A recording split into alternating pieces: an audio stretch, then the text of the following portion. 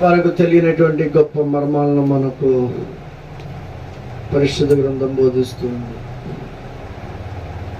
మానవ జీవితంలో 2 జననాలు, 2 మరణాలు, 2 పునరుద్ధానాలు, చివరికి 2 శాశ్వతమైన స్థలాలు ఉన్నాయని మనం చెప్పుకున్నాం. మొదటి జననము అనగా శరీర సంబంధిగా తల్లి గర్భం నుండి జన్మించటం. రెండో జన్మ అంటే మన యొక్క జీవితంలో మారు మనసు పొంది బాప్తిసం తీసుకొని దేవుని వాక్యానుసారంగా బ్రతకటం, క్రీస్తులో కొత్త సృష్టిగా సృష్టించబడటం. ఇదే రెండవ జననం. ఇక మరణాలు చూస్తే శారీరకంగా అందరూ చనిపోతారు, కానీ అనేక మంది భక్తులు, హానోకు, ఏలియా, మరి ఎలీషా, చూస్తే ఇంకా కొంతమంది భక్తులు వాళ్ళు మొదటి మరణం కూడా లేకుండా పరలోకానికి వెళ్ళినట్లుగా మనం చూస్తున్నాం. ఇక ఈ రెండో మరణం అనేది శరీర సంబంధమైనటువంటి మరణం కాదు, ఇది ఆత్మ సంబంధమైన మరణం. కనుక ఆత్మ సంబంధమైన మరణం, మానవ దేహము ఈ భూమి మీద పాతి పెట్టబడింది, కానీ ఆత్మదేహము మరలా నరకానికి చేరుకుంటుంది. ఈ నరకానికి వెళ్ళేటటువంటి జీవి అనగా ఆత్మ శరీరం కలిగినటువంటి వాడికి మరణం లేదు, కానీ క్షణక్షణము మరణిస్తూనే ఆ నరకంలో బ్రతకాలి. ఇక ఏదో ఒక విధంగా మనుషులు మరణిస్తున్నారు, కానీ బైబిల్ చెబుతున్న సత్యం ఏంటంటే చనిపోయిన ప్రతి ఒక్కడు బ్రతకనై ఉన్నారు. మనుషులు బ్రతుకుతారు, దాన్ని పునరుద్ధానము అని ప్రభు చెప్పారు. కనుక ఈరోజు మనము పునరుద్ధానాన్ని గురించి ధ్యానించుకుందాం. పునరుద్ధానం అంటే ఏంటి అసలు? పునరుద్ధానంలో ఎవరు లేస్తారు?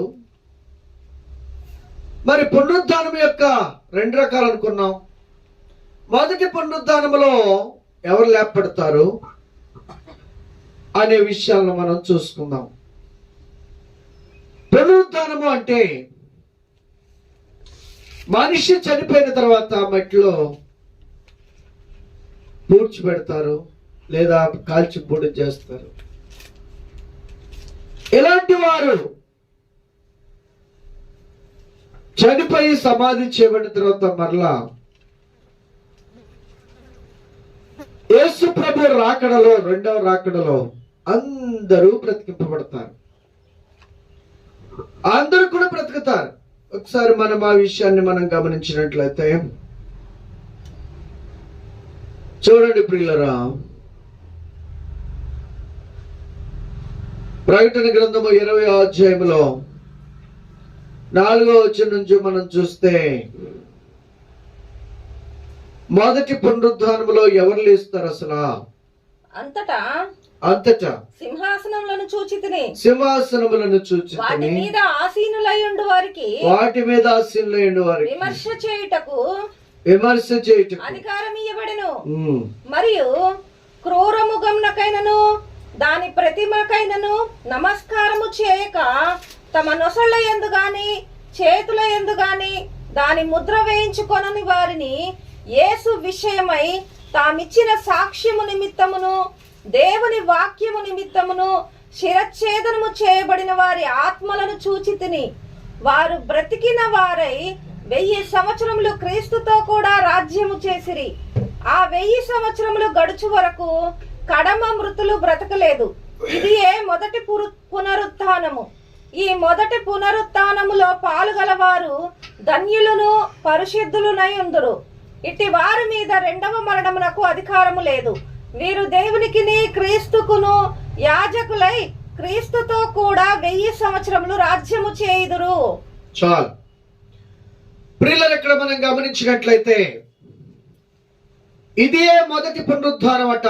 ఏంటది అనంటే క్రీస్తునందు మృతులైన వారు మరలా లేస్తారట.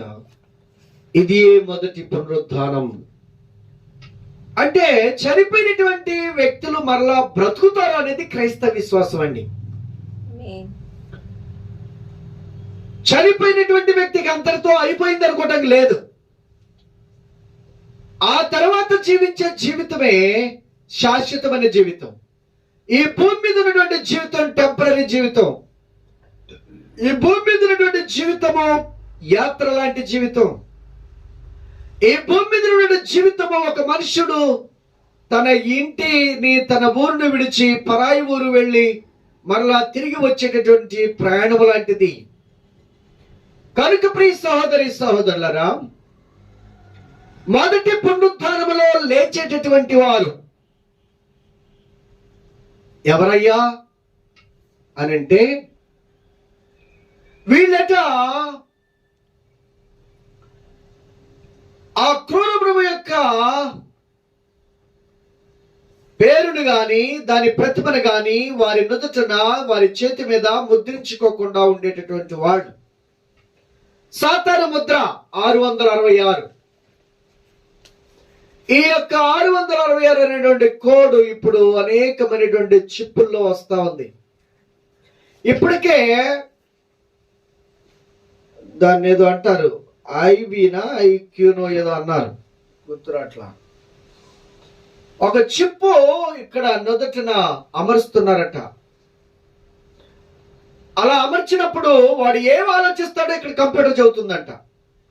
ఆలోచిస్తేనే వాడు బ్రెయిన్ లో ఏం మాట్లాడబోతున్నాడో, ఏం చేయబోతున్నాడో ఇక్కడ చెప్పేస్తట. దాన్నే ఐక్యూనో ఏదో అన్నారు.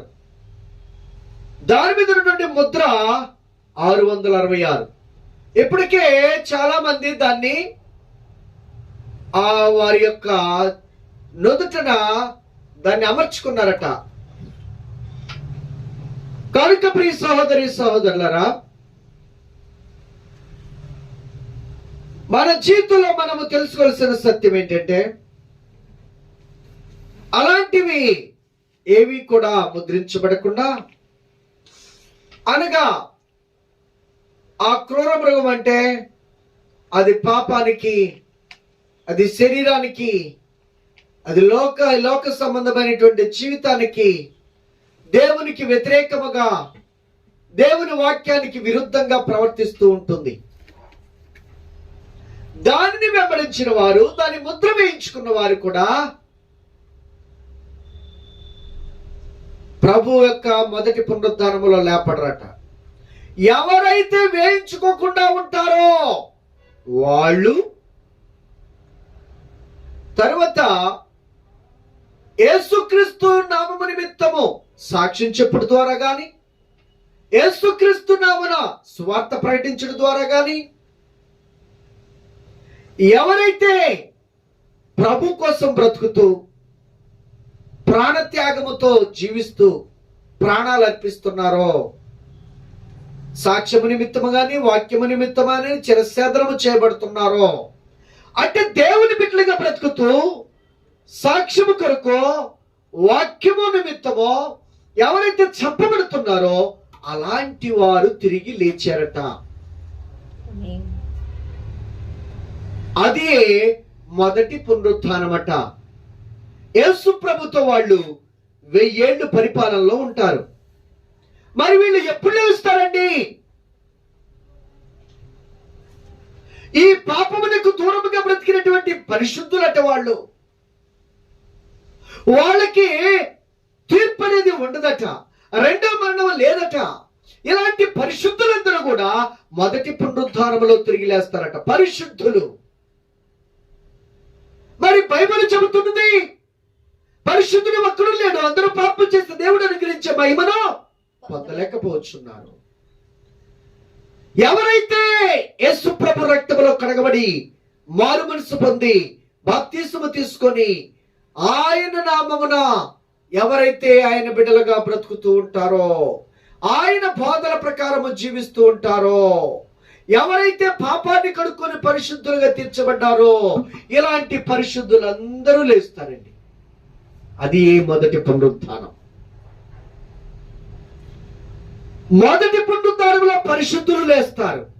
మొదటి పునరుత్థానంలో హతసాక్షులు లభిస్తారు. మొదటి పునరుత్థానంలో క్రూర మృగము యొక్క ముద్రను వేయించుకున్నటువంటి, దాని ముద్ర వేయించుకోకపోతే చాలా కష్టాలు ఉంటాయి, చాలా శ్రమలు అనిపించాలి. వీటన్నిటినీ కూడా తట్టుకొని ప్రాణాలు అర్పించైనా కానీ ఆ ముద్ర వేయించుకోకుండా ఉంటే అలాంటి వారట మొదటి పునరుత్థానంలో తిరిగి లేస్తారట. మొదటి పునరుత్థానం ఇది. అయితే ఈ మొదటి పునరుత్థానంలో ఎప్పుడు జరుగుతుంది అని అంటే, చూడండి ఒకసారి మనం గమనించినప్పుడు మొదటి తెస్సలోనికి రాసిన పత్రిక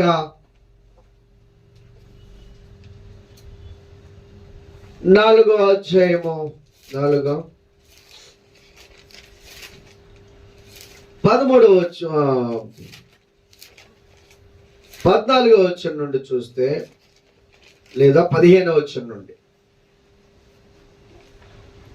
మేము ప్రభువు మాటను బట్టి మీతో చెప్పునదేమనగా ప్రభు రాకడ వరకు సజీవులమై నిలిచియుండు మనము నిద్రించిన వారి కంటే ముందుగా ఆయన సన్నిధి చేరము గాని ఆర్భాటముతోను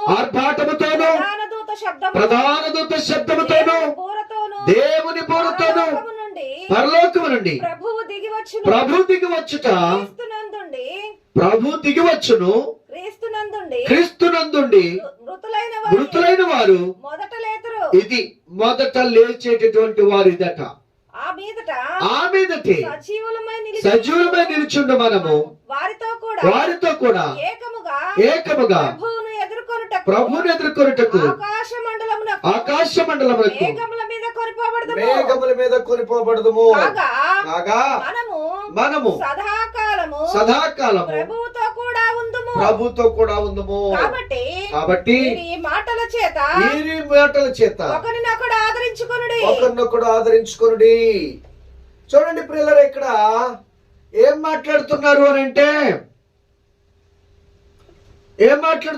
ఇక్కడ ఒక గొప్ప విషయం మనం ఇక్కడ చూస్తున్నాం. ఏంటో గొప్ప విషయం అండి? ఏంటో గొప్ప విషయము? ఎప్పుడైతే ప్రధాన దూత ఆకాశంలోనికి వచ్చి మధ్యాకాశంలో బోర ఊతుందో అప్పుడు ప్రభు దిగి వస్తారట. ప్రధాన దూత శబ్దంతోనూ బోర ధ్వనితోనూ ఎప్పుడైతే ప్రభు దిగొస్తున్నారో అప్పుడు మృతులైన వారు మొదట లేస్తారట. మృతులైన వారు ఎప్పుడు లేస్తారు అంటే రాకడలో లేని ఉన్నారు. రాకడ, యేసు ప్రభు రెండవ రాకడలో ఈ చనిపోయినటువంటి వారందరూ కూడా తిరిగి బ్రతికించబడబోతున్నారు, బ్రతుకుతారు. కనుక ప్రియులరా, ఇది మనము తెలుసుకోవాల్సినటువంటి సత్యము.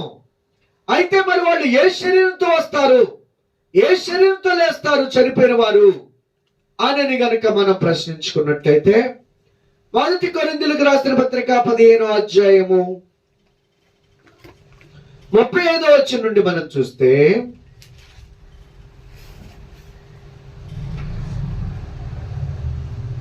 అయితే మృతులు ఎలాగు లేతురు వారెట్టి శరీరంతో వత్తురని ఒకడు అడుగును, ఓ అవివేకి, నీవు విత్తునది చస్తేనే గాని బ్రతికింపబడదు కదా. నువ్వు విత్తు దానిని చూడగా అది గోధుమ గింజ అయినను సరే, మరి ఏ గింజ అయినను సరే ఒట్టి గింజనే విత్తున్నావు గాని పుట్టబోవు శరీరమును విత్తట్లేదు. అయితే దేవుడే తన చిత్త ప్రకారం నువ్వు విత్తిన దానికి శరీరము ఇచ్చును. మరియు ప్రతి విత్తనమునకును దాని శరీరం ఇచ్చుచున్నాడు. దాని శరీరం ఇచ్చున్నాడు. మాంసమంతయు ఒక విధమైనది కాదు. మాంసమంతే ఒక విధమైనది కాదు. మనుష్య మాంసము వేరు, మనుష్య మాంసం వేరు, మాంసము వేరు. పక్షి మాంసం వేరు, మృగ మాంసం వేరు, చేప మాంసం వేరు. మరియు ఆకాశ వస్తు రూపములు కలవు, రూపములు భూవస్తు రూపములు కలవు. ఆకాశ వస్తు రూపముల మహిమ వేరు, భూవస్తు రూపముల మహిమ వేరు. సూర్యుని మహిమ వేరు, చంద్రుని మహిమ వేరు, నక్షత్రముల మహిమ వేరు. మహిమను బట్టి ఒక నక్షత్రమునకు మరొక నక్షత్రమునకును భేదము కలదు కదా. మృతుల పునరుత్థానమును అలాగే శరీరము క్షయమైనదిగా విత్తబడి అక్షయమైనదిగా లేపబడను. ఘనహీనమైనదిగా విత్తబడి మహిమ గలదిగా లేపబడను.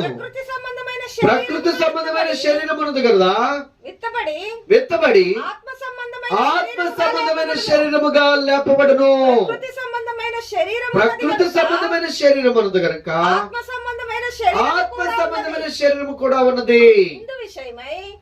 జాగ్రత్తగా గమనించండి. ఇక్కడ ఎంత గొప్ప వివరణ ఇచ్చారంటే, దేవుడు భూమి మీద ఉన్నటువంటి మానవుడికి అర్థము కాదేమోనని, మానవుడికి అందరికీ విత్తనాలు తెలుసు కాబట్టి మనుషులందరికీ ఏదో ఒక విత్తనం తెలుసు. జామ విత్తనమో, వేప విత్తనమో, సపోటా విత్తనమో, ద్రాక్ష విత్తనమో, బొప్పాయి విత్తనమో, ఏదో ఒకటి మర్రి విత్తనమో, కొబ్బరి విత్తనమో, అన్ని ఏదో ఒక విత్తనం అనేది అందరికీ తెలుసు. కాబట్టి అందరికీ తెలిసినటువంటి గొప్ప ఉపమానం చెప్పారండి ఇక్కడ దేవదేవుడు. ఏం చెప్తున్నారా అంటే, ఏదైతే నువ్వు ఒక విత్తనాన్ని విత్తుతావో దానికి నువ్వు శరీరాన్ని ఇవ్వవు గాని దేవుడే దానికి శరీరాన్ని ఇస్తున్నాడు. మర్రి గింజ చాలా చిన్నగా ఉంటుంది, కానీ మర్రి చెట్టు ఎకరాలకే వ్యాపించి దాంతో పెద్ద వృక్షం అయిపోతుంది. ఓడలు దిగుతూ ఇక అంతే, ఆ ఓడల నుంచి ఇంకొక కొమ్మ అసలు ఎకరాలకు ప్రాగిపోద్ది. మామిడి చెట్లు అవి కూడా పెద్ద మహావృక్షాలు అయిపోతాయి. చింత చెట్లు అవి కూడా పెద్ద వృక్షాలు అయిపోతాయి. వేప చెట్లు అవి కూడా పెద్ద వృక్షాలు అయిపోతాయి. రావి చెట్లు అవి కూడా అంతే, చాలా చిన్న విత్తనాలు, కానీ అవి మహావృక్షాలుగా కనబడతాయి. కనుక ప్రియులరా, కొబ్బరి చెట్టు దాని శరీరం వేరుగా ఉంటుంది, దాని ఆకులు వేరుగా ఉంటాయి. మర్రి చెట్టు అది విత్తనమే, కానీ దాని యొక్క కాండం వేరుగా ఉంటుంది, దాని ఆకులు వేరుగా ఉంటాయి. వేప చెట్టు దాని కాండం వేరుగా ఉంటుంది, దాని యొక్క ఆకులు వేరుగా ఉంటాయి. బొప్పాయి చెట్టు దాని కాండం వేరు, దాని ఆకులు వేరు. ప్రతి చెట్టు కూడా దాని యొక్క శరీరాన్ని దేవుడే దానికి అనుగ్రహిస్తున్నాడు. ఇది ఎంత సత్యమో! మనం విత్తనాన్ని మాత్రమే విత్తుతున్నాము కానీ దాని శరీరానికి ఆ విత్తనం యొక్క శరీరాన్ని ఇచ్చువాడు దేవుడు. ఇది మనము చూస్తున్నాము. ఇది ఎంత సత్యమో అలాగే మానవుని యొక్క శరీరము కూడా విత్తబడుతుంది. ప్రకృతి సంబంధమైన శరీరం అనగా ఇప్పుడు మనం కలిగి ఉన్న దేహం. ఈ దేహము చనిపోయిన తర్వాత ఇది భూమిలో పాతి పెట్టబడింది. కాబట్టి విత్తనము మనం పాతి పెట్టినట్లుగానే ఇది కూడా పాతి పెట్టబడుతుంది. పాతి పెట్టబడినటువంటి ఈ శరీరం నుంచి ఒకరోజు మహిమకరమైన దేహము లేపబడుతుంది. మహిమకరమైన దేహం లేపబడిపోతుంది. బలహీనమైనదిగా విత్తబడి బలమైనదిగా లేపబడిద్దంట. క్షయమైనదిగా విత్తబడి అక్షయమైనదిగా లేపబడిద్దంట. ఘనహీనమైనదిగా విత్తబడి మహిమ గలదానిగా లేపబడిద్దంట. మన శరీరము బలహీనమైనది, కానీ ఈ బలహీనమైన శరీరం నుంచి ఆత్మ శరీరం వస్తుంది, అది మహాబలము గలదట. ఈ శరీరము ఇది క్షయమైపోయేది, కానీ ఈ క్షయమైపోయిన శరీరం నుంచి వచ్చే మహిమ దేహము అది అక్షయమైనటువంటి శరీరం అట. ఇక దానికి మార్పు లేదు, దానికి మరణము లేదు. కనుక ప్రియ సహోదరి సహోదరులరా, మానవుడు తెలుసుకోవాల్సిన సత్యం ఇది. మనుషుడు తెలుసుకోవాల్సినటువంటి దేవుని యొక్క పరలోకం యొక్క జ్ఞానం ఇది. మనుషుడు చనిపోయిన తర్వాత అంతటితోనే తన జీవితం ముగిట్లేదు. కానీ ఈ శరీరము భౌతిక ప్రకృతి సంబంధమైన ఈ దేహము ఎలా ఉందో అలాగే ఆత్మ సంబంధమైన దేహము కూడా ఉన్నది అని ప్రభు తేటగా తెలియజేస్తున్నారు. విత్తమైనటువంటి ఒక విత్తనం మనం చూస్తున్నాము, కానీ ఆ విత్తనం నుంచి ఎలాంటి మొక్క వస్తుందో అది దేవుడే ఇస్తున్నట్లుగా మానవ శరీరములో మనము భూస్థాపితం చేస్తాము, సమాధి చేస్తాం. కానీ ఆ సమాధిలో నుంచి దేవుడు మహిమ కలిగినటువంటి దేహాన్ని మరలా లేపుతాడు అనేది సత్యం. ఇదే పునరుత్థానం, ఇదే పునరుత్థానం. వారి వారి వరుసల్లో లేస్తారట, వారి వారి వరుసల ప్రకారం వారి తిరిగి బ్రతుకుతారట. 20వ వచనం చూస్తే అదే అధ్యాయంలో 1 కొరింథీ 15:20.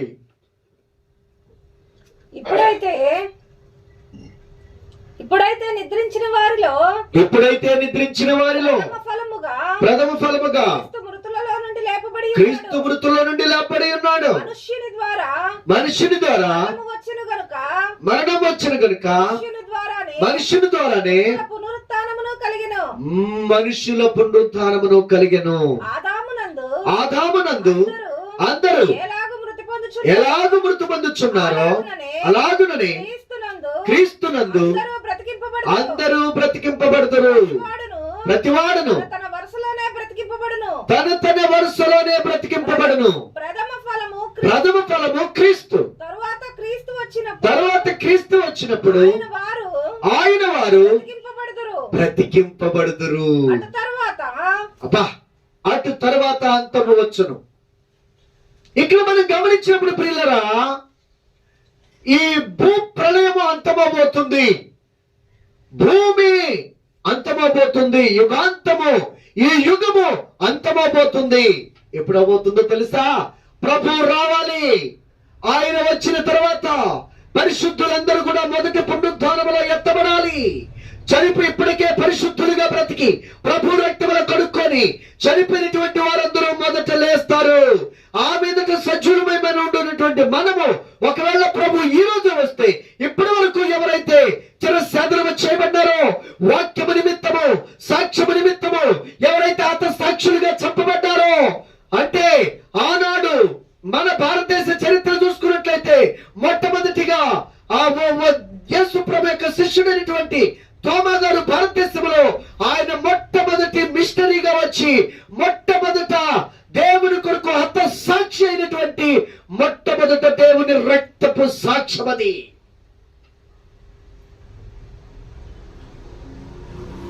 యేసు ప్రభు శిష్యుడైనటువంటి తోమా గారు భారతదేశంలో మొట్టమొదటి హత సాక్షి. అక్కడి నుంచి భారతదేశంలో ఎవరెవరు ముందుకెళ్తారా అంటే ఆయన ముందుకెళ్తారు, తోమా గారు ముందుకెళ్తారు, వారి వారి వరుసల్లో లేస్తారు. భారతదేశంలో ముందు లేసేది తోమా గారు.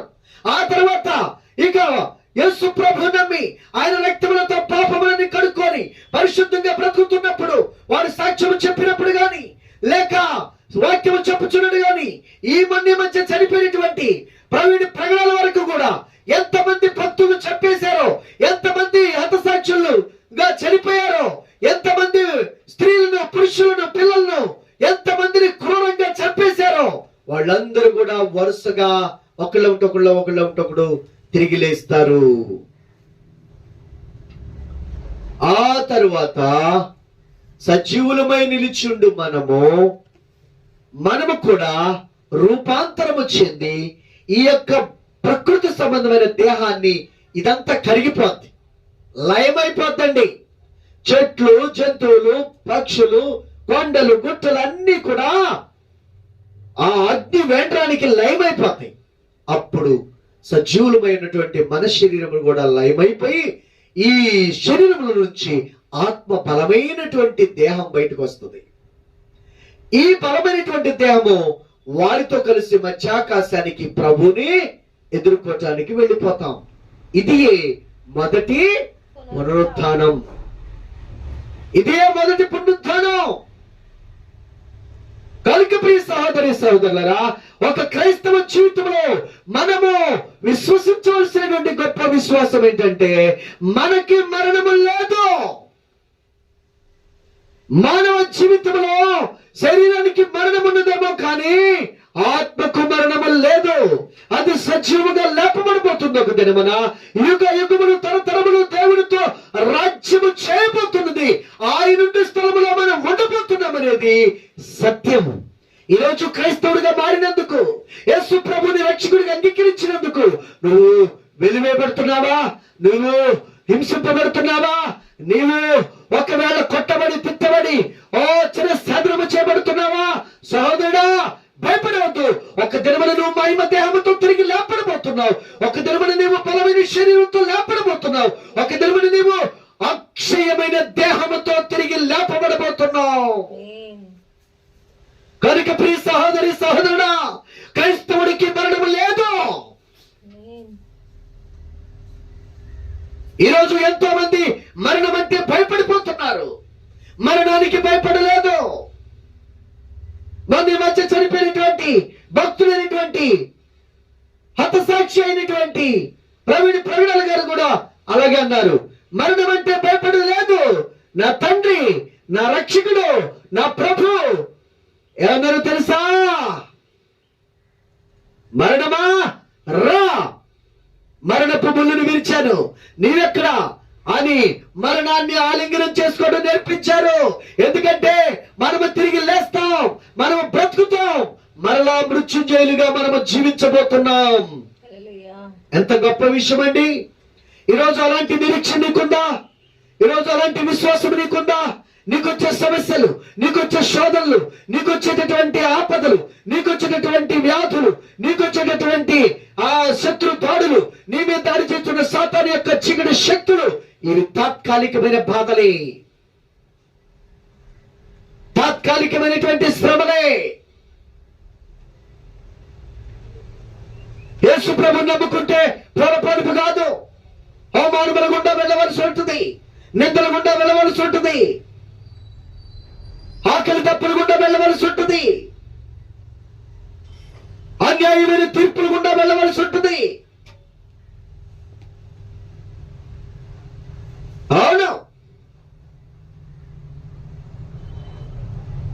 అవును ప్రియులారా.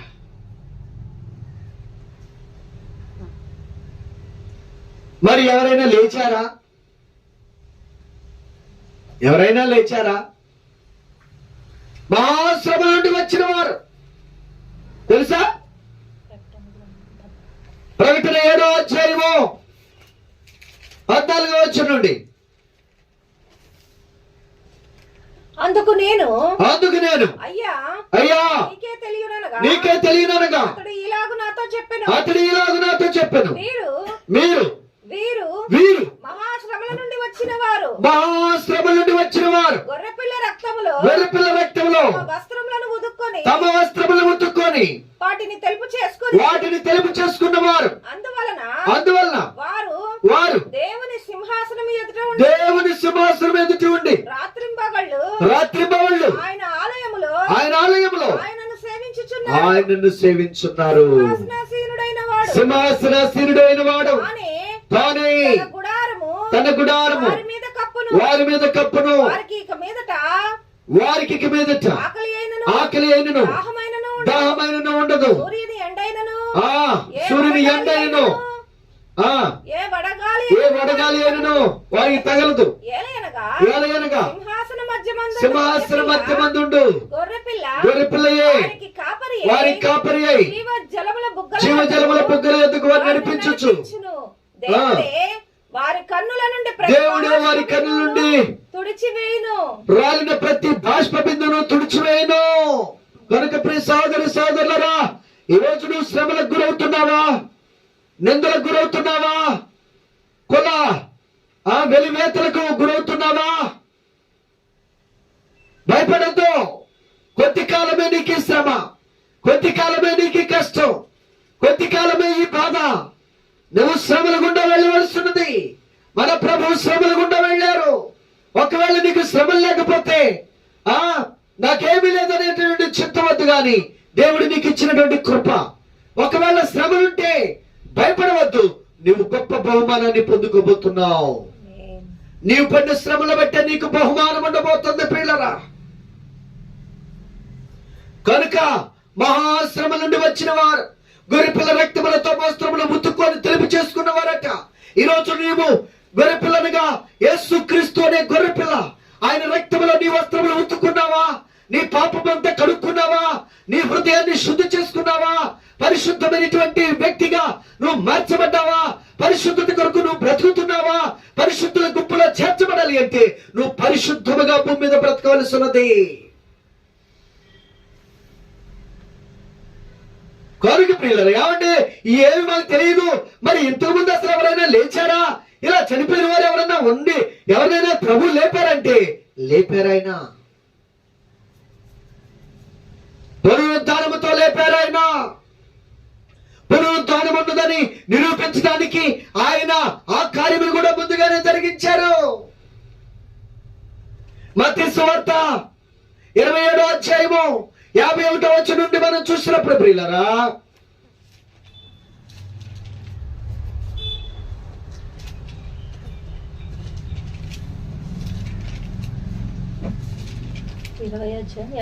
ఇరవై 27వ అధ్యాయము మత్తయి సువార్త 27వ అధ్యాయము 51వ వచనం.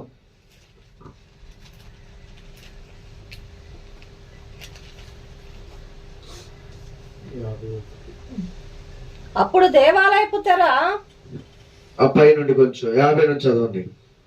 యేసు మరలా బిగ్గరగా కేక వేసి ప్రాణం విడిచెను. అప్పుడు దేవాలయపు తెర పైనుండి క్రింది వరకు చినిగెను. భూమి వణికెను. బండలు బ్రద్దలాయెను. సమాధులు తెరవబడిను. నిద్రించిన అనేక మంది పరిశుద్ధుల దేహములు లేచెను. వారు సమాధుల నుంచి బయటికి వచ్చి ఆయన లేచిన తర్వాత పరిశుద్ధ పట్టణములో ప్రవేశించి అనేకులు కనపడరి. చూసారా ప్రియులరా? శతాధిపతి అక్కడున్న ప్రజలు ఈ కార్యమును చూసి మిక్కిలి భయపడిరి. ఇతడు దేవుని కుమారుడని మిక్కిలి భయపడిరి. ప్రియులరా, అవును, యేసు ప్రభు దేవుని కుమారుడు, ఈ లోక రక్షకుడు. ఆయన చనిపోయి ఆ సమయంలో ఆయన ప్రాణం ఎప్పుడైతే విడిచిపెట్టారో అప్పుడేం జరిగిందో తెలుసా?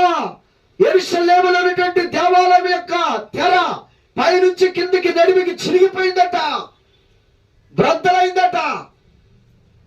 రెండవది భూకంపం వచ్చేసింది. 3 బండలు బ్రద్దలైపోయినాయి, పర్వతాలు పగిలిపోయినాయి.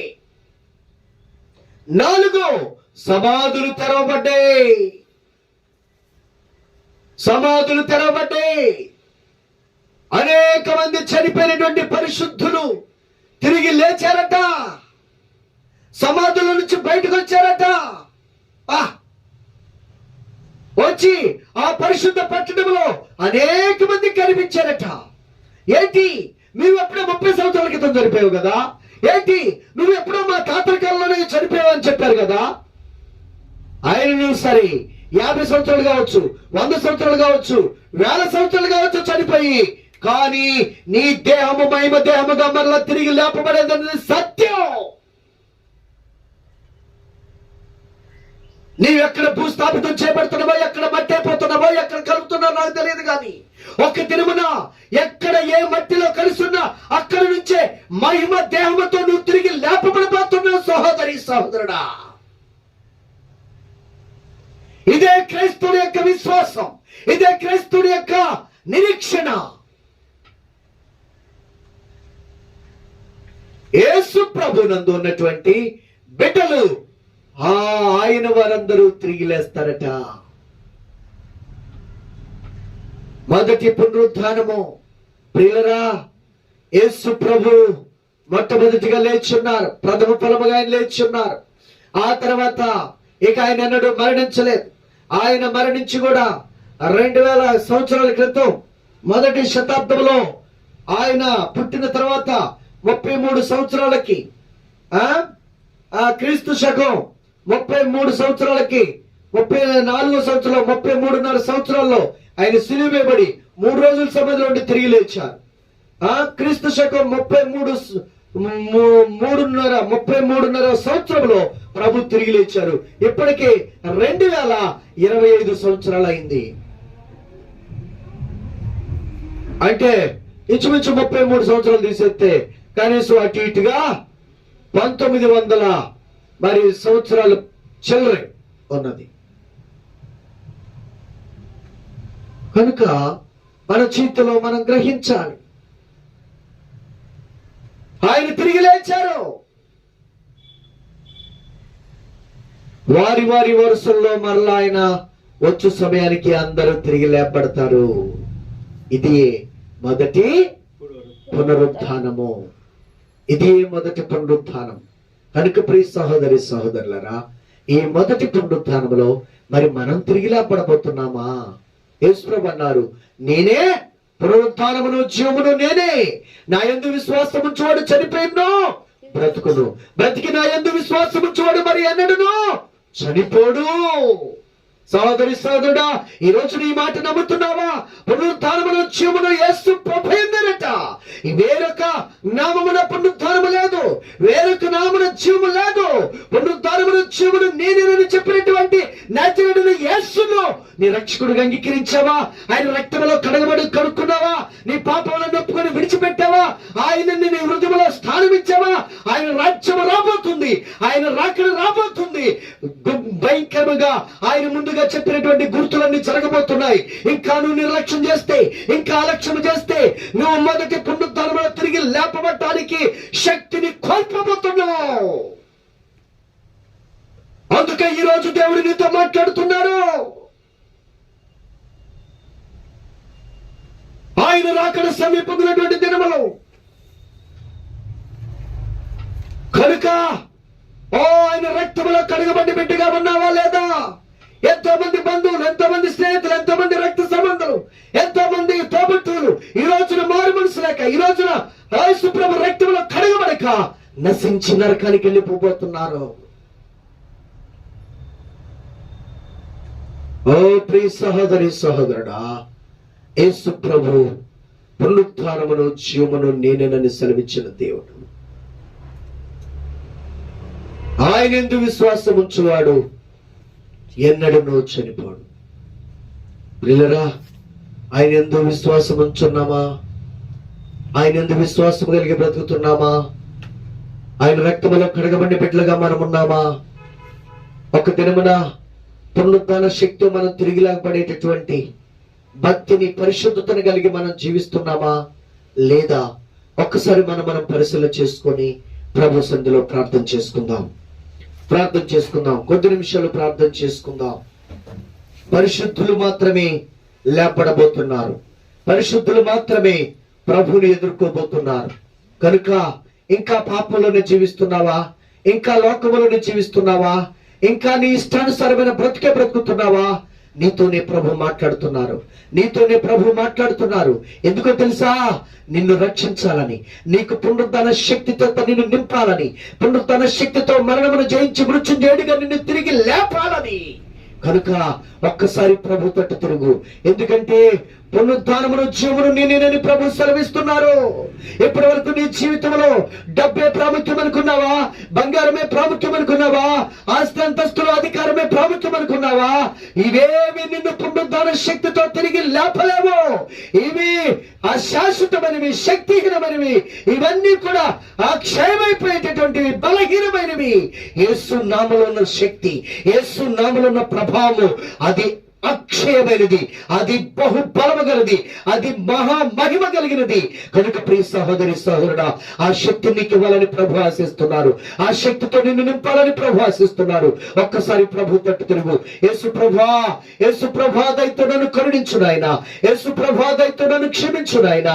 మీ పరిశుద్ధ పుణ్య రక్తముతో కడగండి ప్రభా, నీ పరిశుద్ధ పుణ్య రక్తముతో నన్ను పవిత్రపరచు నాయనా, నన్ను పరిశుద్ధపరచు నాయనా. అయ్యో, భూమి మీద పరిశుద్ధుడు ఒక్కడు లేడు, ఒక్కడునూ లేడు.